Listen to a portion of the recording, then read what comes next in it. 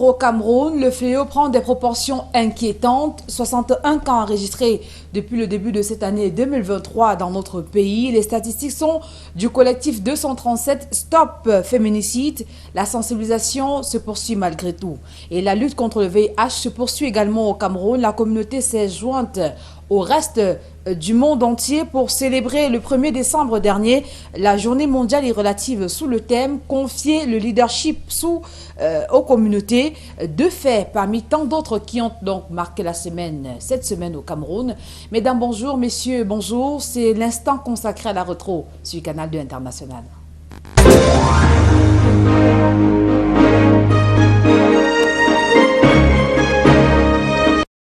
Notre invitée ce dimanche est Viviane Tati Yende, qui est activiste et membre du collectif Stop Féminicide 237. Bonjour et bienvenue. Merci, bonjour. Merci de me recevoir sur votre plateau et merci à Canal 2 pour cette plage d'informations. Vous allez bien? Ça va. Inquiète, mais debout. Comment se porte le combat contre les féminicides au Cameroun? Alors, le combat est encore plus déterminé parce que nous comprenons que plus que jamais, on ne peut pas reculer. Parce que si on recule, il est clair que c'est toutes les femmes, y compris nous, qui portons ce combat, qui sont en danger. Alors, je vous invite, Tati Yende, à marquer un temps d'arrêt pour qu'ensemble, nous puissions jeter un coup d'œil dans le rétroviseur pour vivre ces quelques faits qui ont marqué la semaine au Cameroun. On regarde.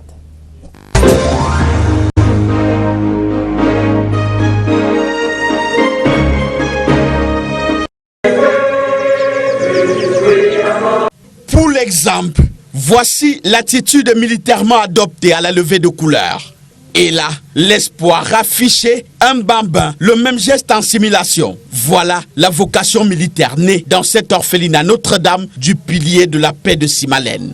Un échantillon des éléments des corps d'élite de l'armée puisés dans le bataillon d'intervention rapide, dans la garde présidentielle, dans le régiment d'artillerie sol-sol et dans Helios, qui sont venus là pour les prolongations de l'hommage au colonel Avi Abraham Sivan, le fondateur, et tous les autres partis à outre-tombe. Avec les enfants, ils ont prié pour les camarades morts. Leur générosité là a permis d'équiper cette maison inachevée des portes et fenêtres et des antivols, de réfectionner les toilettes et d'éclairer le camp. De quoi manger et assurer l'entretien aussi. C'est une journée extraordinaire pour nous. Je dors dans une maison qui a les portes et les fenêtres fermées. Alors que je peux maintenant aller aux toilettes même à minuit sans avoir peur.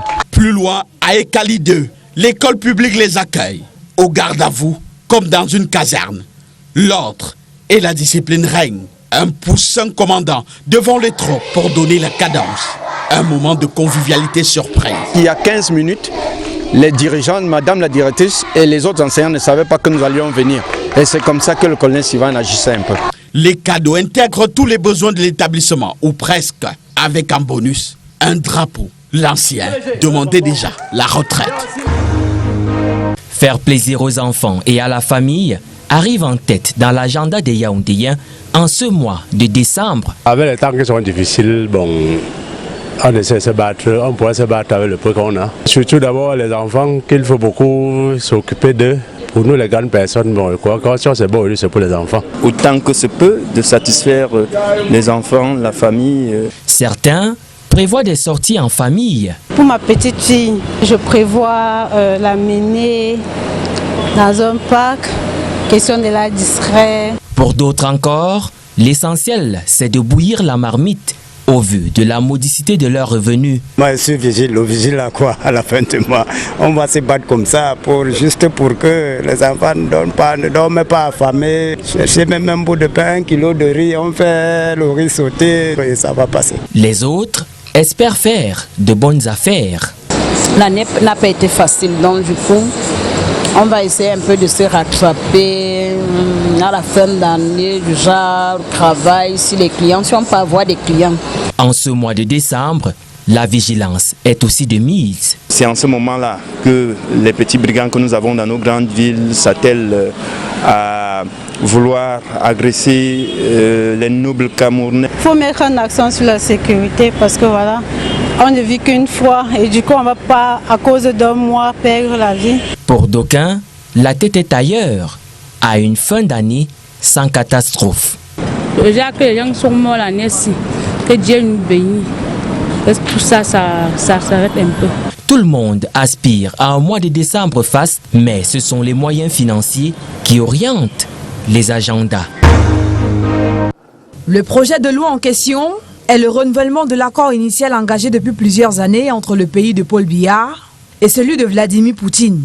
Un nouvel accord qui revêt un aspect stratégique de la vie d'experts. Le Cameroun, en même temps, est devenu une plateforme, un acteur majeur de la sous-région. Donc ces pays étrangers qui demandent la coopération avec le Cameroun ont un intérêt particulier à le faire. Ils ont un intérêt. La coopération sous-régionale, si vous prenez pied dans la sous-région, forcément il faudra prendre pied au Cameroun. Donc ne pensez pas que c'est seulement dans l'intérêt du Cameroun, c'est dans l'intérêt de ces pays aussi de bénéficier de l'appui de la coopération d'un acteur majeur comme le Cameroun dans la sous-région du Golfe. Cet instrument juridique offre des conditionnalités plus flexibles et respectueuses de la souveraineté nationale. Il présente également des avantages en termes de coûts et bien d'autres. Que ce partenariat intègre d'autres domaines tels que la santé, le sport, où les États vont justement échanger dans de nombreux domaines, dans la culture du sport. Cet accord intègre également la formation, le renseignement, il faut le dire aujourd'hui, est très important ou est très sollicité à l'échelle internationale et dont les Russes aujourd'hui font partie quand même des leaders dans ce domaine-là. Ça montre que le chef de l'État, chef des armées, n'est prisonnier d'aucun système, d'aucune idéologie, et qu'il prend celui qui vient dans les intérêts du Cameroun. Maintenant, la question là-dessus est de savoir comment est-ce que nous agissons pour résoudre les problèmes d'incompatibilité, de discontinuité, de manque d'harmonie entre les différentes doctrines, les différents matériels que nous prenons de l'extérieur. Parce qu'à la fin, il faudra harmoniser tout cela pour avoir quelque chose de cohérent qui puisse renforcer notre outil de défense. Le contexte de l'arrivée de cet accord préoccupe. Plusieurs États occidentaux viennent de rompre leur accord avec la Fédération de Russie. Ça craint. Il y a un discours qui était porté par l'Occident qui voudrait faire comprendre que la Russie était un État paria, mais également était un État isolé. Et c'est dans un contexte-là, justement dans le cadre de la guerre qui oppose la Russie à l'Ukraine, que le Cameroun est allé renouveler cet accord de défense avec la Fédération de Russie. Donc il y a la symbolique, il y a le contexte de l'acte qui montre à suffit qu'on n'a pas à craindre parce que c'est également, ou cela peut être également perçu comme une affirmation ou alors comme une volonté d'affirmation de la souveraineté du Cameroun. Et donc, je pense qu'il n'y a véritablement pas à craindre parce que les mêmes accords que le Cameroun a signés avec la Fédération de Russie, dans le cadre pratiquement de la défense, le Cameroun également entretient d'autres accords avec d'autres pays. Le Cameroun, par cet accord, se conforte dans sa posture d'État non aligné. La politique de diversification de partenaires impulsée par le chef des armées Paul Biya est en marche. Le silence, elle n'a connu que ça depuis l'âge de 3 ans. Sandra Ngoyebga, déficiente auditive, a pourtant choisi de s'exprimer en milieu hospitalier. Elle a soutenu avec brio sa licence en sciences de la santé, option soins infirmiers.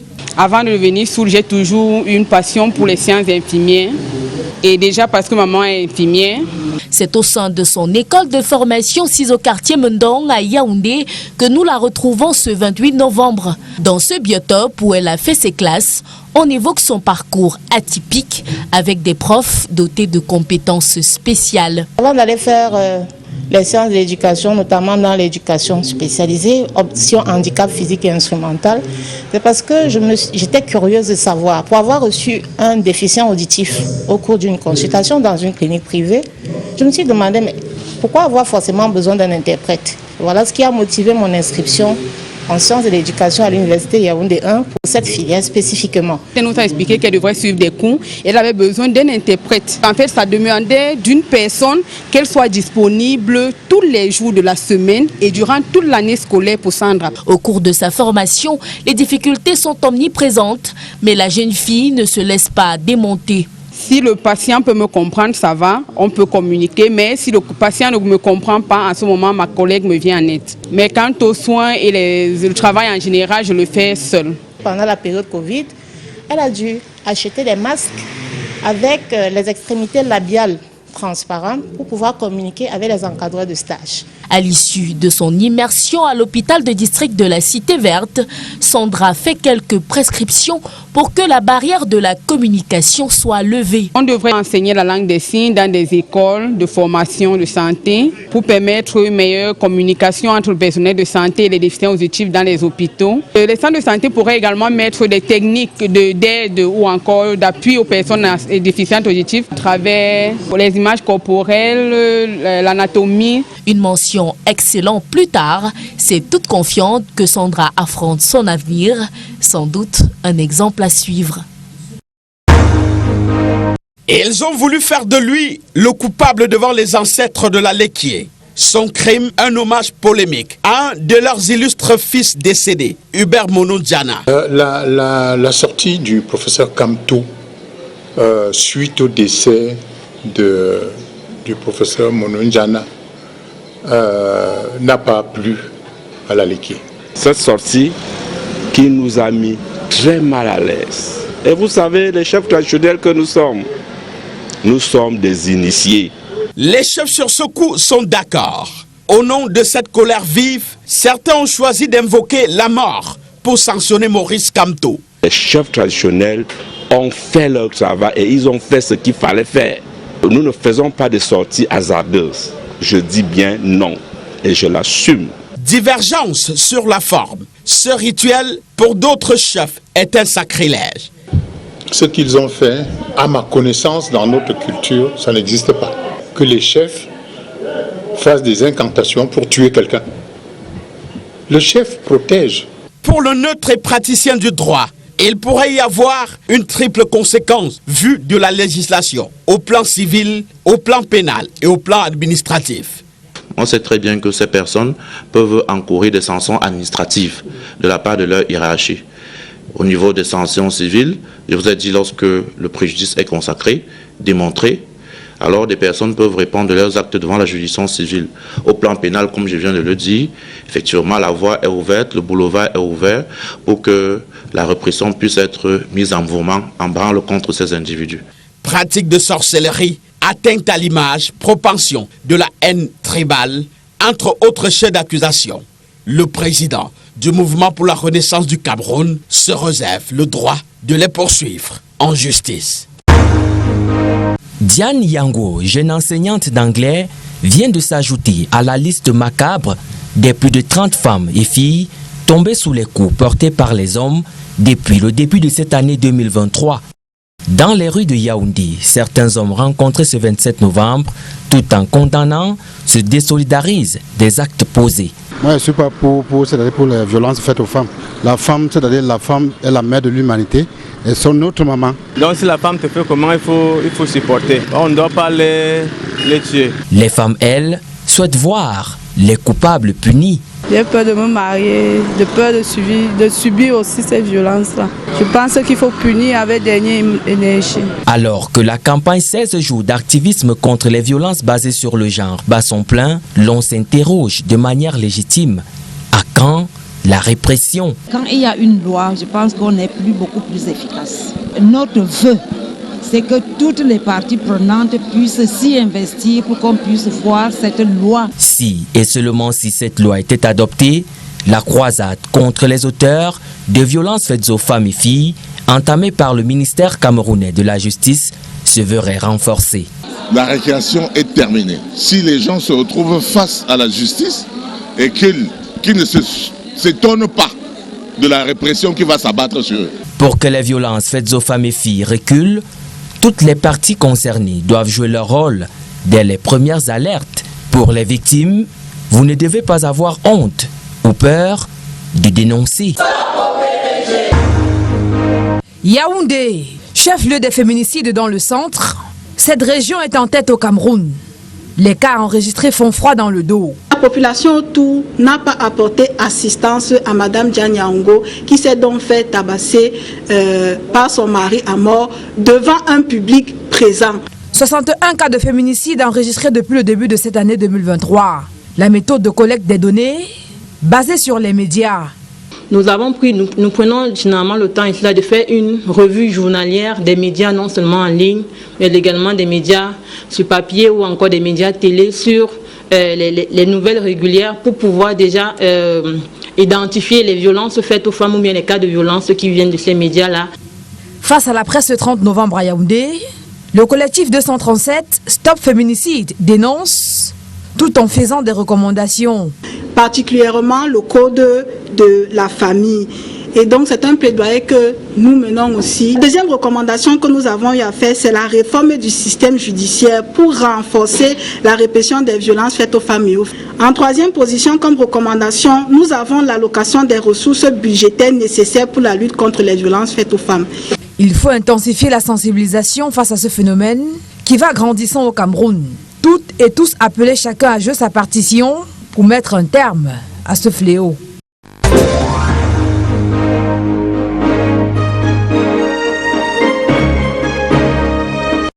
Retour sur ce plateau et on parle féminicide. Viviane Tati Yende, on l'a vu, les femmes en souffrent énormément au Cameroun.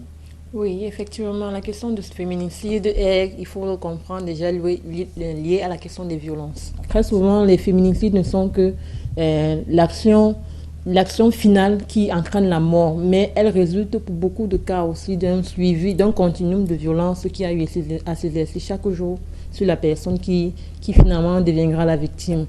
Et malheureusement, très souvent, la communauté et le contexte dans lequel les femmes grandissent dans notre pays font en sorte qu'elles n'ont très souvent pas le recul pour pouvoir comprendre le danger qui est en train d'arriver.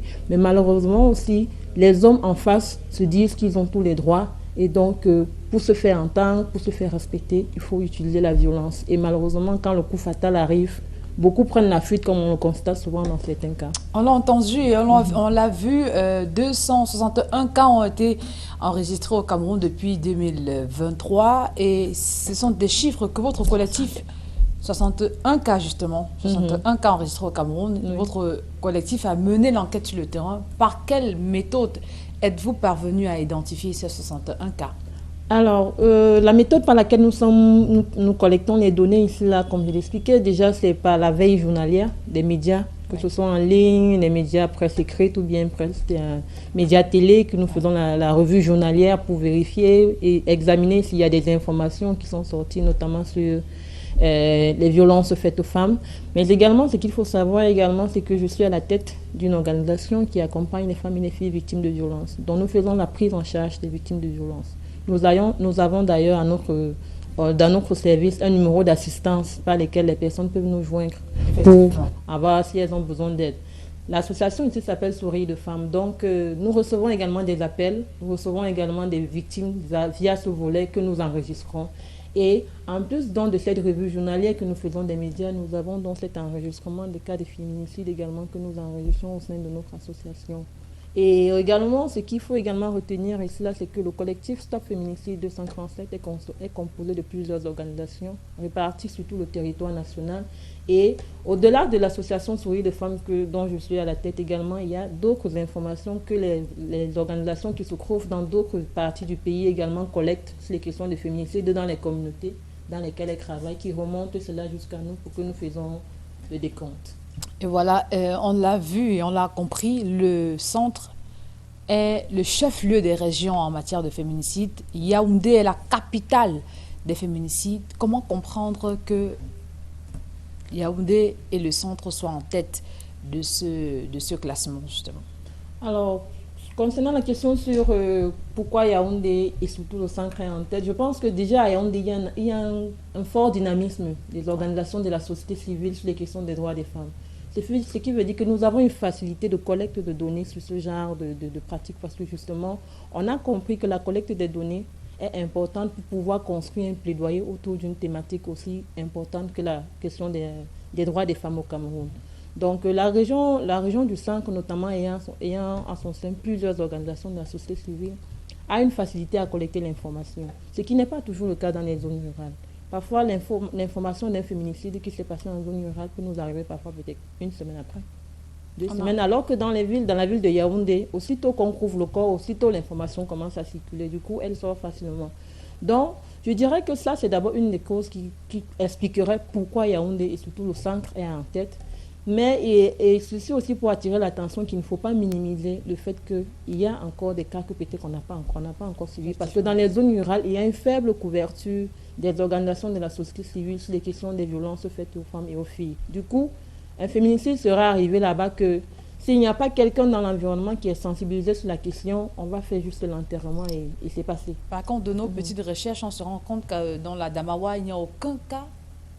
C'est vrai que ce n'est pas vérifié, mais même s'il y en a, que le taux de féminicide là-bas soit moins, n'est-ce pas la culture, n'est-ce pas l'environnement qui favoriserait justement ces féminicides dans une région ou dans une autre? Je penserais que, personnellement, je pense que l'approche qui est ici là, c'est que la culture est différente selon les zones. Il y a des zones notamment qui ont une culture un peu plus taboue que les autres. Oui. Dans la région du Centre notamment, la culture ici est beaucoup prisée sur la parole. Et donc, il y a des événements qui arrivent qu'il serait difficile de cacher parce que la culture ici est beaucoup parlante. Ce qui n'est pas le cas forcément dans les régions de la Damawa ou encore dans d'autres régions du pays où vous pourrez rencontrer des cas de violence.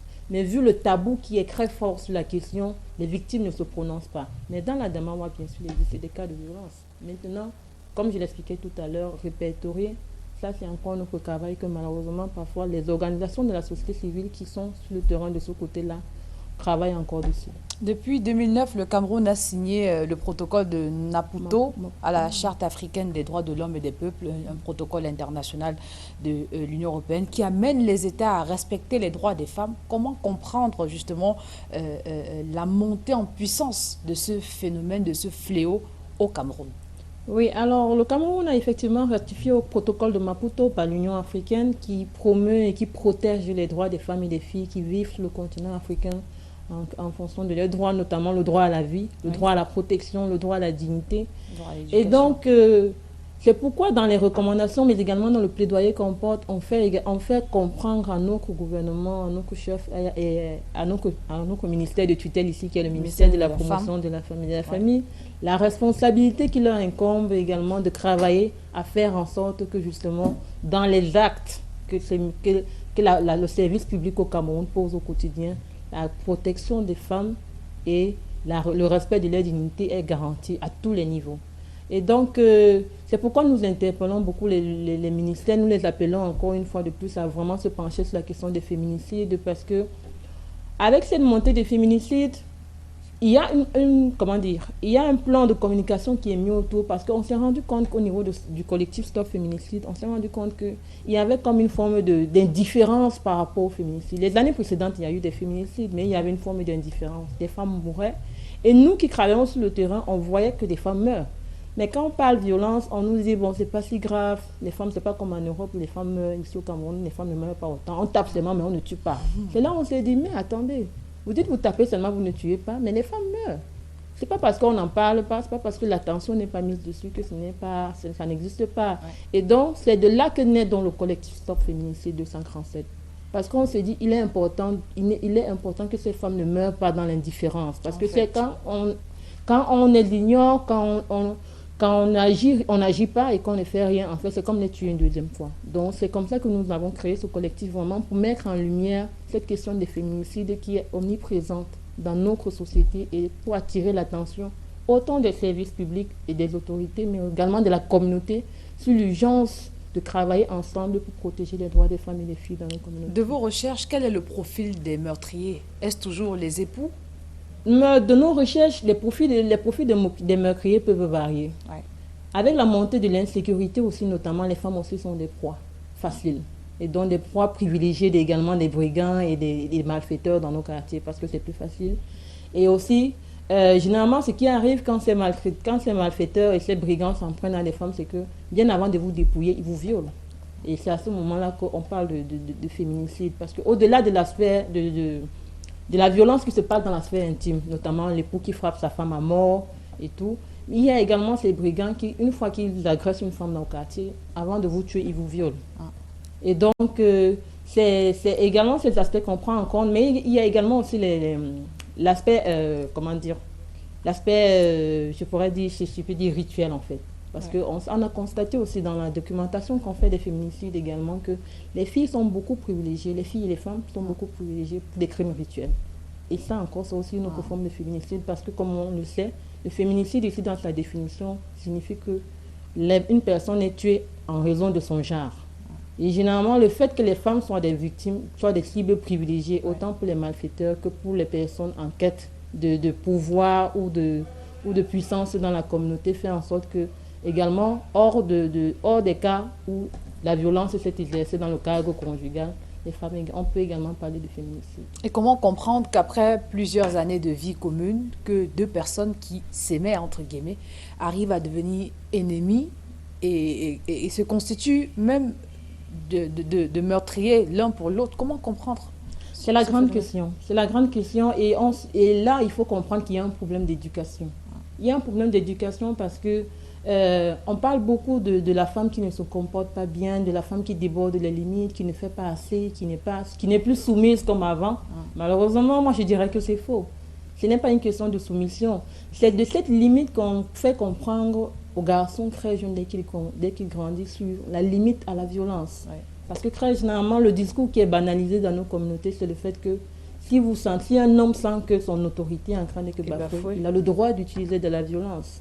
Et donc, à quel moment commence-t-on à dire que ton autorité est bafouée et qu'il faut utiliser de la violence? C'est là maintenant, parce qu'une fois qu'on justifie, une fois qu'on prouve qu'il est normal d'utiliser de la violence, à ce moment, on crée de l'anarchie et on justifie le meurtre des personnes. Parce que quand on dit violence, le crime n'est jamais loin. Parce qu'on ne sait pas le coup qui va porter, le coup fatal, on ne sait pas le coup qui va tuer en fait. Et donc, il est important, ici, là, déjà, de prévenir et d'éduquer, mais surtout de faire comprendre qu'il y a une urgence d'éduquer les hommes dans nos communautés. C'est les questions de violence. Il y a une urgence de faire comprendre que la violence n'est jamais la solution. En fait. On ne dit pas que les couples sont parfaits. C'est pourquoi on ne comprend pas comment on peut aimer quelqu'un et on finit par la tuer. En fait. Ce n'est pas une question de perfection, mais c'est une question de se dire, j'ai ma limite. Si je sens qu'à un moment, je dois être violent pour me faire entendre, ça veut dire qu'on a atteint le point de rupture, en fait. Et qu'il est bon de se séparer avant qu'on ne fasse du mal à l'autre. On a écouté dans le reportage de Jeune Jom 3 tout à l'heure, une jeune fille qui disait craindre le mariage, justement, par peur de vivre ces cas de figure, ces féminicides. Quel est le message qu'on devrait tenir à des jeunes filles qui se comportent, qui ont des idées pareilles? Quel est le message? Le message qu'il faudrait que je lui passera ici, là, c'est déjà de comprendre que il faut déjà savoir ce que vous-même vous voulez. C'est important. Pour faire le choix de son conjoint, il faut savoir ce qu'on veut. Il faut savoir ce qu'on apporte. Il faut savoir nos limites. Parce que beaucoup aussi, comme on le disait tout à l'heure, sur les cas de féminicide, c'est que quand le féminicide arrive, c'est la continuité d'un bon nombre de violences avant. Ce n'est pas la première fois qu'il te bat. Ce n'est pas la première fois qu'il est violent avec toi. Mais à chaque fois qu'il a été violent auparavant, tu as laissé. Tu as permis. Tu n'as pas pris des mesures fortes. Tu n'as pas dit non, ici je refuse ce genre d'action avec moi. Tu te dis non, il va changer demain. Mais demain, il ne change pas. Et tu es là et tu restes. Et à chaque fois, il continue. Et à un moment, le jour où le coup fatal arrive, toi-même, tu ne t'y attends pas. Je doute fort que... Bon, c'est vrai qu'il y en a la plupart, quand quelqu'un prend quand même la machette pour te taper, c'est clair que là, il a l'intention de te tuer. Mais parfois, ils se disent que c'est juste une façon de te donner la correction. Il va te faire des blessures sur le corps et ça va. Alors que non. On ne sait pas à quel moment le coup fatal arrive. C'est pour ça que les jeunes filles, avant de s'engager dans le processus de mariage, doivent comprendre les principes qu'elles portent pour entrer dans ce mariage. C'est vrai qu'il faut être avec un homme, il faut l'écouter, mais également il faut venir avec quelque chose. Et en venant avec ce quelque chose-là, il faut bien faire comprendre à l'autre quelles sont vos limites, ce que vous n'acceptez pas. Et au moment où ces limites, où cela arrive... Franchise. Oui. Il faut prendre des décisions fortes. Ça peut être difficile parfois parce qu'on s'est attaché, parce qu'on a déjà fait des efforts, mais il faut prendre des décisions fortes. Alors, des 61 cas que vous avez identifiés, quelles sont les causes ou alors les raisons qui reviennent le plus? C'est souvent quoi? Les raisons qui reviennent le plus, c'est les raisons d'infidélité. Des raisons d'infidélité. Ils disent elle a été infidèle, j'ai constaté qu'elle me trompait, j'ai constaté qu'elle voulait me quitter alors que je suis son mari, ou alors pour d'aucuns ça a été qu'elle ne me respecte pas, quand je parle elle répond et tout, elle n'est pas assez soumise et je lui avais déjà demandé d'arrêter de me répondre quand je parle, elle n'a pas voulu comprendre. Donc je suis passée à l'acte. Et justement, on l'a également suivi tout à l'heure et vous l'avez dit.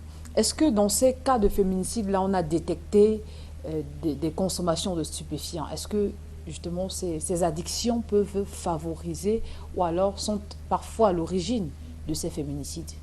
Les féminicides ici, là, de ce que on constate, de ce que je dirais de la lecture des féminicides que nous avons documentés jusqu'ici, là, très peu de cas se sont passés sous l'effet des stupéfiants. Ce sont des personnes en pleine possession de leurs moyens et de leur santé mentale qui sont passées à l'acte, en fait. Donc, c'était comme je le disais tout à l'heure, j'ai prévenu qu'elle doit arrêter, elle ne doit pas me quitter, elle a insisté qu'elle veut quitter et j'ai compris qu'en fait c'est parce qu'il y a déjà un autre homme qu'elle veut partir et donc j'ai décidé que nous tous on perd en fait. Donc voilà. Mais c'est pas sous l'effet des stupéfiants pour la majorité. Et comme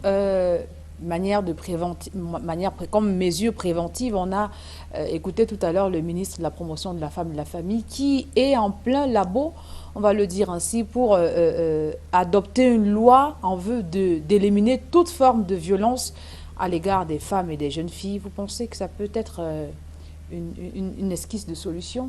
Ça peut être une esquisse de solution quand elle sortira, parce que ce n'est que ça qu'on espère. Nous avons accueilli cette nouvelle avec beaucoup de joie au niveau du collectif Stop Féminicide. Mais surtout, nous espérons qu'elle sortira parce que malheureusement, nous sommes dans l'attente de plusieurs lois concernant la protection des femmes, des lois, l'internalisation, parce que tout à l'heure, on a parlé du protocole de Maputo. Justement. Bien que le Cameroun ait ratifié le protocole de Maputo, on remarque encore que dans les textes, dans les lois internes du Cameroun, il y a encore des textes qui discriminent la femme et qui la rendent, qui fait croire qu'elle a un niveau inférieur que l'homme dans la communauté. Donc, nous appelons, cela fait partie de notre plaidoyer, notamment de faire en sorte que les lois changent, ces lois internes la changent, notamment le code de la famille que nous demandons depuis déjà des années.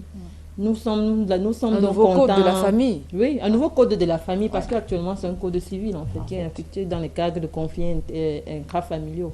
Et donc ça c'est compliqué parce qu'au niveau même de la justice ça pose problème. Cela ne résout pas, au vu de notre contexte, les problèmes assez rapidement, surtout pour les femmes qui font face aux violences dans leur foyer. Donc nous espérons que cette loi va rapidement sortir parce que nous sommes convaincus que cela permettra déjà, cela fera un grand pas déjà sur la lutte contre les violences, surtout la prévention contre les violences faites aux femmes et aux filles. Va-t-on dire que l'élaboration de la loi sur en vue d'éliminer les formes de violence contre les femmes et les filles sont une résultante de votre correspondance adressée au chef de l'État en date du 28 avril 2023? Nous ne sommes pas dans les secrets du ministère, malheureusement. Donc, je ne pourrais, devant un média, me taguer de cela.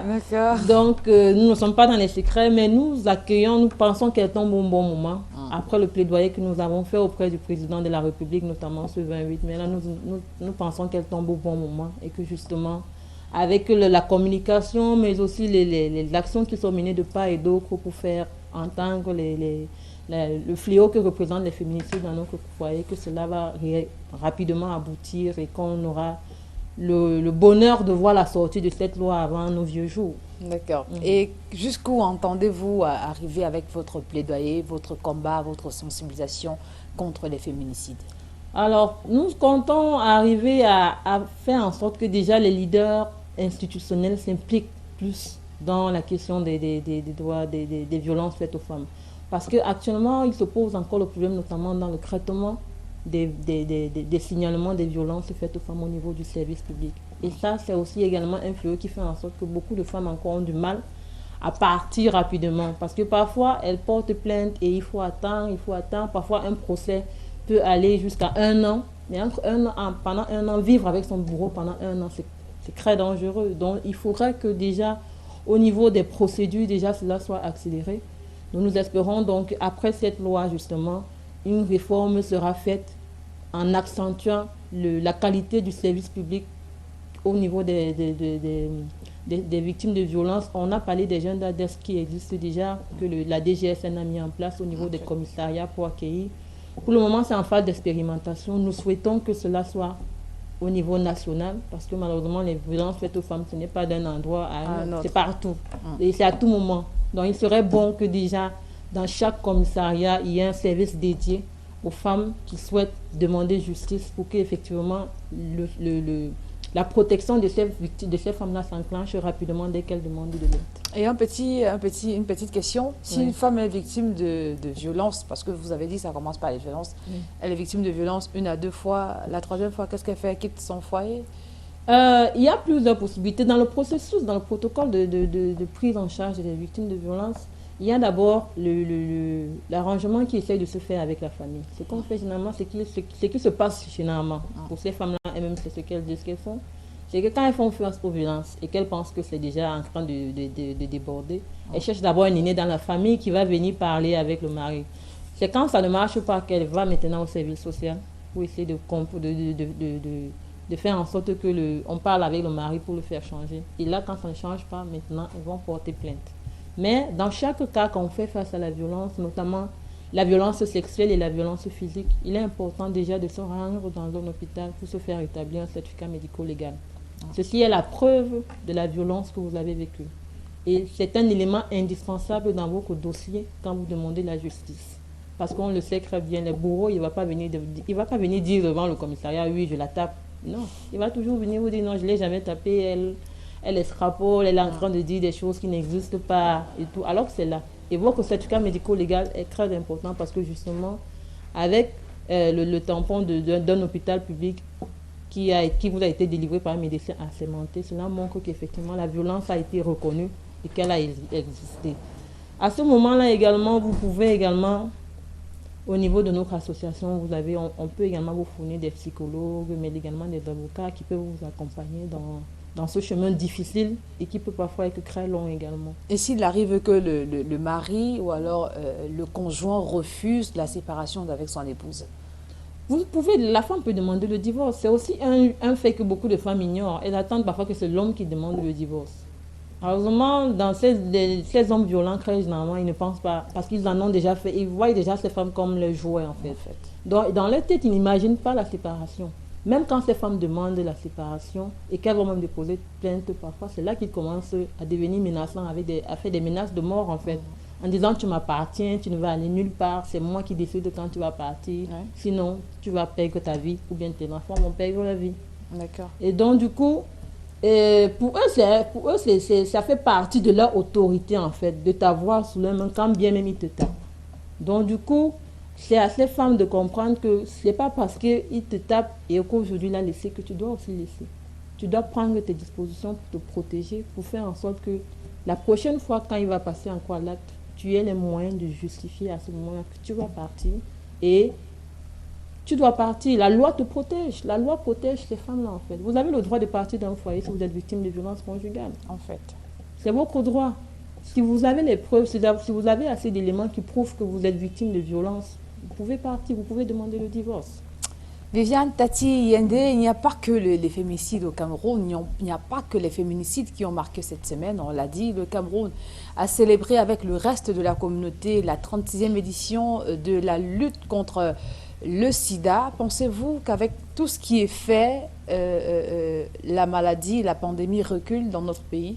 Oui, je pense que depuis un certain nombre d'années, avec les efforts conjugués autant de la société civile que du ministère de la Santé, mais aussi des partenaires internationaux, il y a beaucoup de recul sur la question. Mais le danger est toujours là pour autant. Ça ne veut pas dire que maintenant c'est free, on peut se balader partout et faire tout ce qu'on veut. Mais des efforts avec les services, avec les efforts qui sont fournis, les moyens qui sont mis en œuvre pour combattre le VIH/SIDA dans les communautés, oui, on peut dire qu'il y a un recul. Sauf que malheureusement, toujours, il y a une certaine précarité, une certaine vulnérabilité, en fait, du côté des femmes, bien sûr. Je vous propose de prendre la perception actuelle des Camerounais de cette maladie, le VIH/SIDA.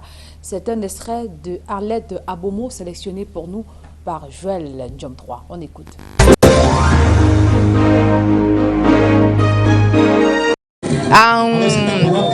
sensibilisant, en éduquant, en enlevant les tabous et revenir sur la stigmatisation des personnes infectées.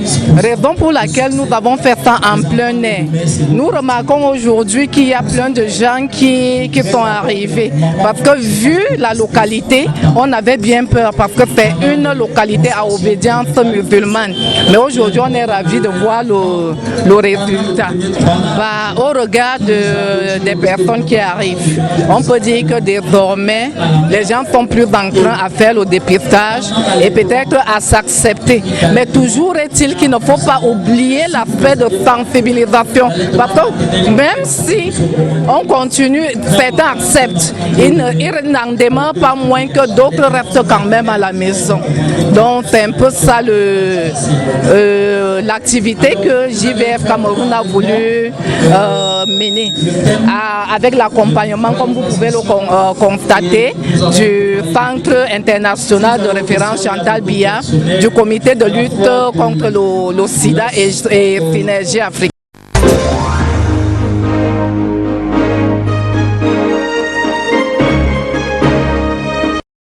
Abomo, qui est responsable de la campagne de dépistage contre le VIH-Sida dans le 2e arrondissement de Yaoundé, précisément à l'école de police. Et on l'a vu, des jeunes qui vont se dépister, c'est encourageant. Oui, c'est encourageant parce que justement, dans les chiffres, quand on parle de VIH-Sida, les personnes les plus touchées ici, ce sont les jeunes filles.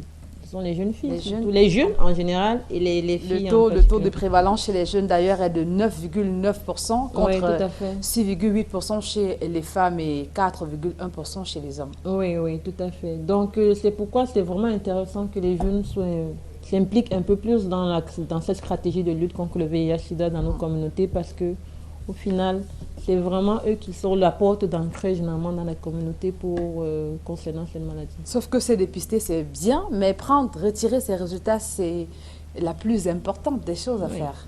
En fait, il y a 3 étapes. Se dépister, c'est bien. Retirer ces résultats, c'est super. Mais surtout, si on est positif, suivre le traitement. Parce que malheureusement, aussi, on constate que beaucoup préfèrent aller dans les églises. Je ne dis pas qu'aller à l'église, c'est pas bon. Mais beaucoup préfèrent aller à l'église pour se soigner ou encore aller au village pour prendre des décoctions pour se soigner plutôt que de suivre le traitement, notamment la prise des ARV ici là. Et du coup, c'est ça qui fait en sorte que, concernant le nombre de morts pour cause de VIH-Sida au Cameroun, on en a encore beaucoup parce que malheureusement, malgré la gratuité des antirétroviraux dans nos hôpitaux, beaucoup préfèrent encore une médicament, se soigner. Une pharmacopée. Voilà, une pharmacopée plutôt à l'indigène. Oui. Et à l'occasion de cette édition, on a ce message de la Première Dame. 36 ans déjà, nous allons vaincre le sida. C'est ma conviction, mon combat. Restons mobilisés. C'est signé Chantal Biya, la Première Dame du Cameroun et par ailleurs présidente fondatrice des Synergies africaines. Une Première Dame qui reste déterminée, qui ne lâche pas le combat, qui réitère son engagement. Nous devons l'accompagner. Oui, bien sûr, nous devons l'accompagner parce que c'est ça qu'on veut, l'engagement des pouvoirs publics pour pouvoir lutter contre les fléaux qui minent les communautés dans notre pays. Quand l'autorité publique est devant pour mener le combat, il y a plus d'engouement, mais il y a également plus de moyens qu'on mobilise pour faire en sorte que la maladie recule. Le slogan d'antan reste abstinence, fidélité, préservatif. Ça doit rester ou on doit le changer? Concernant le slogan fidélité, abstinence, je pense que cela a toujours sa place, mais il ne faut pas ignorer cela, le choix. Le choix sur le partenaire, surtout la discussion avec son partenaire sur les questions de santé. Parce que la plupart des jeunes, quand on parle VIH-Sida, c'est parfois quand ils ont déjà fait les 2 premiers rapports qu'ils se rappellent qu'il faut faire les tests. Ou bien alors quand la maladie arrive, ou bien quand la grossesse est là. Il est important ici de faire comprendre que quand bien même on ne fait pas l'abstinence, il est tout autant important de faire régulièrement ces tests de VIH-Sida pour s'assurer qu'on est séronégatif. Votre association Souris de Femmes a déjà redonné du sourire à plusieurs femmes atteintes de VIH-Sida. Comment cela s'est fait? Comment, à votre niveau, accueillez-vous ces personnes séropositives? Alors, à notre niveau, comme nous travaillons avec des femmes victimes de violences, que généralement, quand nous recevons des femmes, dans le centre du VIH-Sida, nous recevons des femmes qui ont, par exemple, subi une agression, un viol, et qui, par ailleurs, ont constaté qu'elles ont contracté la maladie. Et du coup, quand elles arrivent chez nous, déjà, on s'assure de faire le suivi médical qui est recommandé dans le protocole, notamment qu'elle a fait les tests autant de grossesse que de VIH. Si elle n'a pas pu prendre le médicament comme cela est recommandé dans le protocole, et c'est souvent malheureusement le cas pour la plupart de ces victimes, c'est que normalement dans le protocole, quand on est victime de VIH-Sida, quand on est victime de viol, il faut aller à un hôpital au plus tard des 72 heures pour avoir accès à la PrEP. Donc c'est un médicament préventif qui bloque le développement de la maladie dans le corps au cas où votre agresseur serait contaminé. Et donc, du coup, quand elles ne le font pas, la plupart du temps, quand elles essaient peut-être une semaine après, la maladie est déjà là et c'est compliqué. Donc, quand elles viennent à nous, une fois qu'on a constaté que les résultats médicaux prouvent qu'effectivement elle est contaminée, nous la rattachons déjà à un FOSA dans sa zone de résidence afin qu'elle puisse avoir accès à une prise régulière, mais également un suivi médical sur son état de santé pour éviter que elle ne fasse les maladies graves et qu'elle n'en meure aussi. Mais nous mettons également aussi à leur disposition aussi des psychologues pour les accompagner sur la question, parce qu'au-delà de être victime de viol et après apprendre que tu as également contracté le VIH-Sida, ça fait un double choc. Et c'est malheureusement souvent très difficile pour elle réellement de se relever de ça, parce que la nouvelle est assez forte. Donc nous assurons de mettre à leur disposition notre psychologue avec qui nous travaillons. Et nous avons également, au niveau du juridique, si elles souhaitent porter plainte, parce que malheureusement, parfois, elles ne veulent pas porter plainte. Donc, on les fait comprendre quand même qu'au niveau de notre organisation, nous avons les moyens de les accompagner si elles souhaitent porter plainte. Et donc, voilà, nous mettons également à leur disposition les avocats avec qui nous travaillons. Selon un rapport de l'ONU-SIDA, il y a environ 33 millions de personnes infectées par le VIH dans le monde, mais le nombre de décès diminue significativement depuis 2003. C'est rassurant, mais on doit intensifier, on doit poursuivre la sensibilisation. On doit intensifier parce que les jeunes aujourd'hui pensent que le sida c'est un mythe. En fait, ce sont des choses des vieux, là, ça ne nous concerne plus. Et ça, c'est un risque parce qu'en fait, plus ils adoptent des comportements à risque, plus ça favorise l'entrée ou bien la circulation de la maladie dans la communauté. Donc voilà, il est important justement de faire en sorte que les jeunes, de maintenir justement la sensibilisation sur l'existence déjà du VIH-Sida et sur la nécessité de se faire dépister. Parce que beaucoup de personnes autour de nous aujourd'hui, on dit, bon, le VIH c'était les années 90, nous sommes déjà en 2000, c'est fini. Est-ce que j'ai encore besoin, je te vois, tu as les formes, est-ce que j'ai encore besoin de te demander de faire ton test? Mais non, ce qu'on ignore, c'est qu'une personne peut être bien portante devant nous, alors qu'elle est porteuse du virus. Donc, il est important à chaque fois de toujours maintenir la communication dans les communautés sur l'existence de la maladie, mais surtout sur l'importance de se faire dépister et de retirer ses résultats et de suivre son traitement. Et en même temps, on doit leur dire, on doit sensibiliser et dire qu'on peut vivre avec le VIH-Sida, c'est pas tabou. On doit, une fois soigner, une fois être testé séropositif, aller tout droit vers le traitement. Tout à fait, le traitement est gratuit, le traitement est là.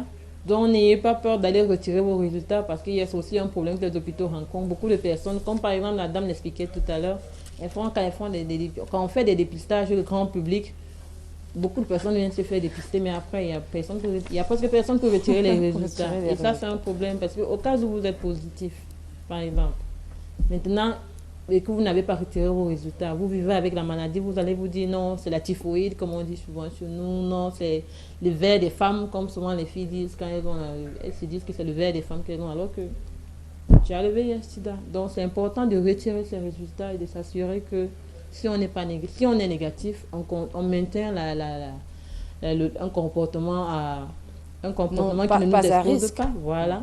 Et si on l'est, on passe à l'hôpital pour se faire prendre en charge parce que le traitement est gratuit. Il y a dans chaque hôpital, dans chaque centre de santé, même dans les quartiers, il y a des FOSA qui sont mis en place justement pour offrir ce cadre sécurisé et confidentiel aux personnes vivant. Vous croyez que la gratuité, la disponibilité, l'efficacité des antirétroviraux est une réalité au Cameroun? Oui, c'est une réalité. C'est pour ça que là maintenant, avant on parlait des 3,90, maintenant on parle des 4,95. Donc ça veut dire que autant de personnes sont dépistées, autant de personnes sont mises sous traitement, autant de personnes vivant avec VIH/SIDA sont indétectables en fait. Parce que justement, quand vous suivez bien votre traitement, vous devenez indétectable. Vous pouvez vivre avec une personne qui n'est pas séropositive. Et vous avez des enfants même. En fait, oui, c'est possible. Vous pouvez avoir des enfants même ayant le VIH/SIDA. Viviane Tati Yende, merci d'avoir accepté et honoré notre invitation. C'est moi qui vous remercie. Merci beaucoup pour ces 16 jours d'activisme. C'est important pour nous toujours de collaborer avec les médias pour faire passer le message. Et le combat continue? Toujours. Jusqu'à ce qu'on soit au taux zéro de féminicide au Cameroun? Toujours. Au taux zéro, parce que la vie de tout le monde compte. La vie des femmes camerounaises compte.